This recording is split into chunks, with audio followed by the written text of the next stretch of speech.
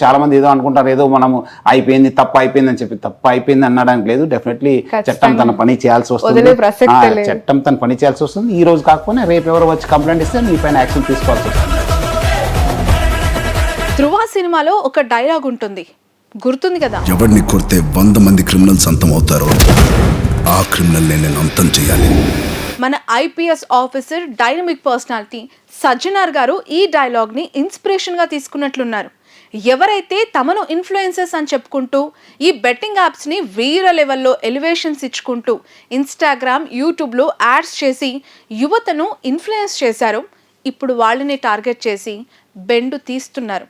ఇప్పటి వరకు 11 మంది ఇన్ఫ్లుయెన్సర్స్ పై కేసులు నమోదు చేశారు.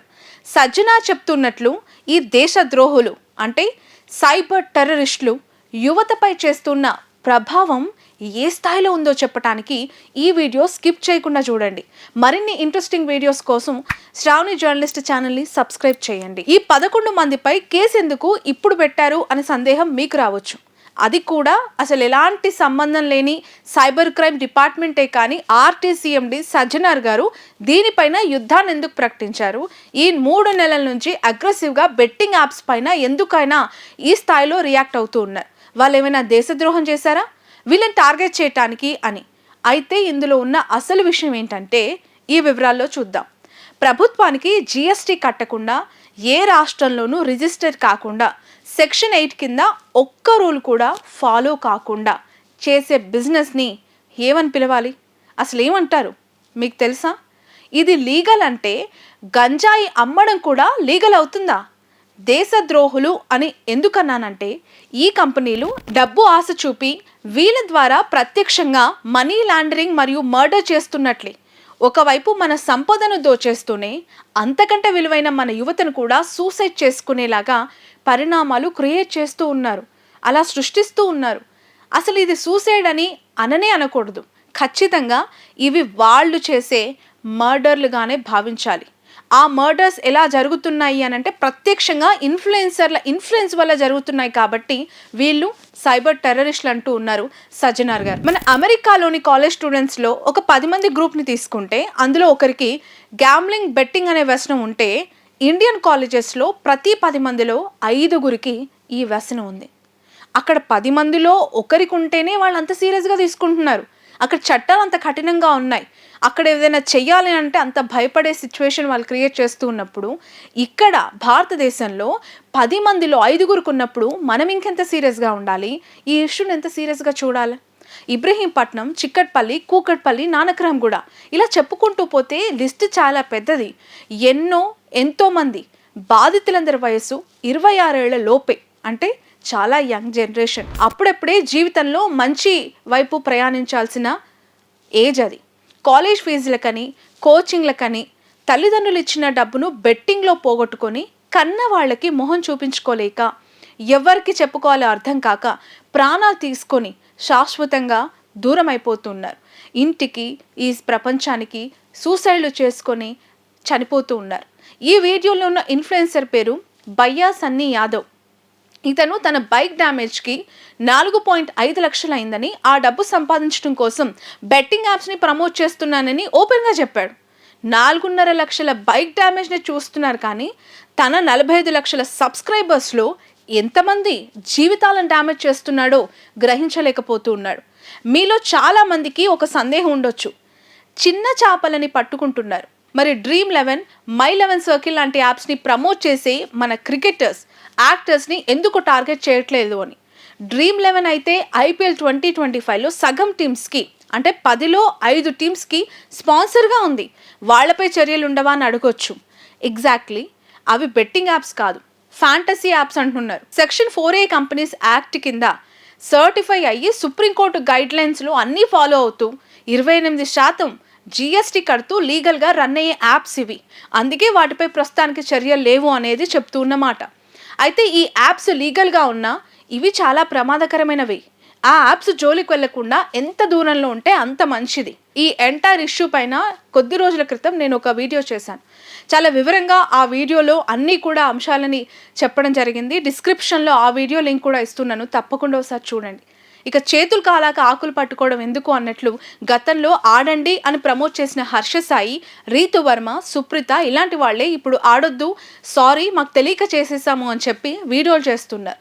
హర్ష సాయి లాంటి వ్యక్తి సోషల్ కాజ్ కోసం సొసైటీకి ఉపయోగపడుతూ వేల కోట్ల రూపాయలు పంచుతున్నానని చెప్పుకుంటూ నిన్నటికి నిన్న ప్లేట్ అంతా మార్చేసి ఇన్స్టాగ్రామ్ స్టోరీలో సారీ అపాలజీస్ చెప్తూ సజ్జనార్ గారు చేస్తున్న పనిని అప్రిషియేట్ చేస్తున్నాను అంటూ కూడా వీడియో రిలీజ్ చేశారు. ఈ బెట్టింగ్ యాప్స్ వల్ల కలిగే నష్టాల గురించి అవేర్నెస్ స్ప్రెడ్ చేస్తున్న ఆఫీసర్స్ కి మరియు ఇతరులకి నా హృదయపూర్వక అభినందనలు.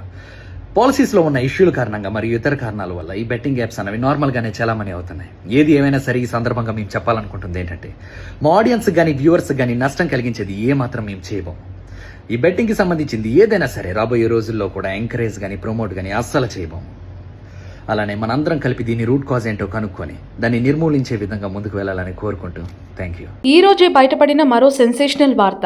కేవలం సెలబ్రిటీలు, సోషల్ మీడియా ఇన్ఫ్లుయెన్సర్లు మాత్రమే కాదు, పోలీస్ డిపార్ట్మెంట్ వారు సైతం ఈ బెట్టింగ్ యాప్స్ని ప్రమోట్ చేశారు అనే వార్త సంచలనంగా మారింది.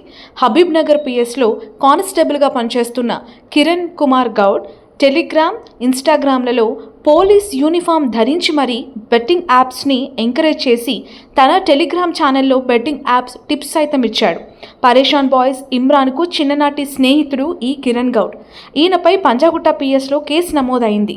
ఒకవైపు ఐపీఎస్ సజ్జనార్ బెట్టింగ్ యాప్స్ పైన పోరాటం చేస్తూ ఉంటే అదే పోలీస్ డిపార్ట్మెంట్పై ఇలాంటి ఆరోపణలు రావడంతో మొత్తం డిపార్ట్మెంట్ అంతా ఒక్కసారిగా ఉలిక్కిపడింది.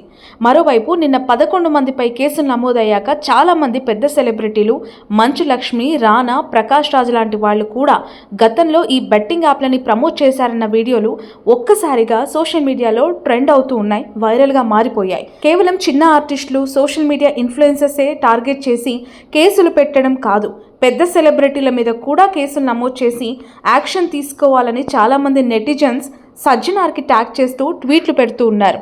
So let's wait and see Sajjanar reaction ఎట్లా ఉంటుంది టాలీవుడ్ టాప్ సెలబ్రిటీస్ పైన అనేది. కానీ ఇక్కడ అందరికీ వస్తున్న పెద్ద సందేహం ఒకటి ఉంది. అదే గత బీఆర్ఎస్ ప్రభుత్వంలో ఇంతకంటే పెద్దగా పేరుగాంచిన సెలబ్రిటీలను డ్రగ్స్ కేసులో విచారణ పేరుతో పిలిచి ఏం చేశారో ఆ దేవుడికెరక. ఆ కేసును ఎంతమంది పెద్ద ఎత్తున హడావిడి చేశారో అదే రేంజ్లో పూర్తిగా కనుమరుగయ్యేలా కూడా చేశారు.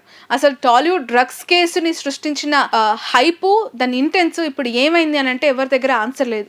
కనీసం ఈ బెట్టింగ్ యాప్ల విషయంలో కఠిన చర్యలు తీసుకోకుంటే రేపు సెలబ్రిటీల పైన మరేదైనా కేసు పెట్టినా ఇక ప్రజలు నమ్మే పరిస్థితి ఉండదు. ఎందుకు అనంటే మొదటిసారి అలా ఏదో హైప్ కోసం పెట్టారు, నీరుగారు చేశారు, ఇప్పుడు కూడా అలాంటిదే అని చెప్పి ఒక మసకబారే ప్రయత్నం జరుగుతూ ఉంటుంది. అలా జనాలు చూస్తూ ఉంటారు కూడా.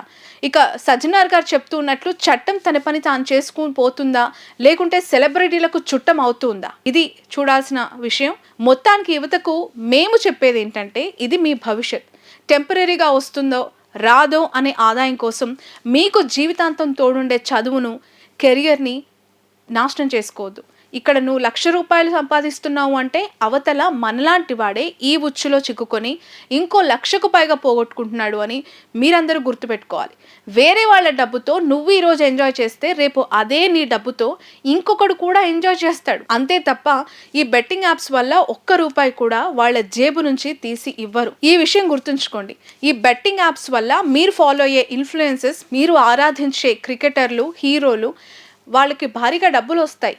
మీ భాషలో చెప్పాలి అంటే 1:3 రేషియోలో వస్తాయి. కానీ ఇక్కడ వాళ్ళకు వచ్చే ఆదాయం మీరు పోగొట్టుకుంటున్న డబ్బే. కాబట్టి తస్మాత్ జాగ్రత్త. ఈ పూర్తి వీడియోపై మీ అభిప్రాయాన్ని కామెంట్ రూపంలో తెలియజేయండి.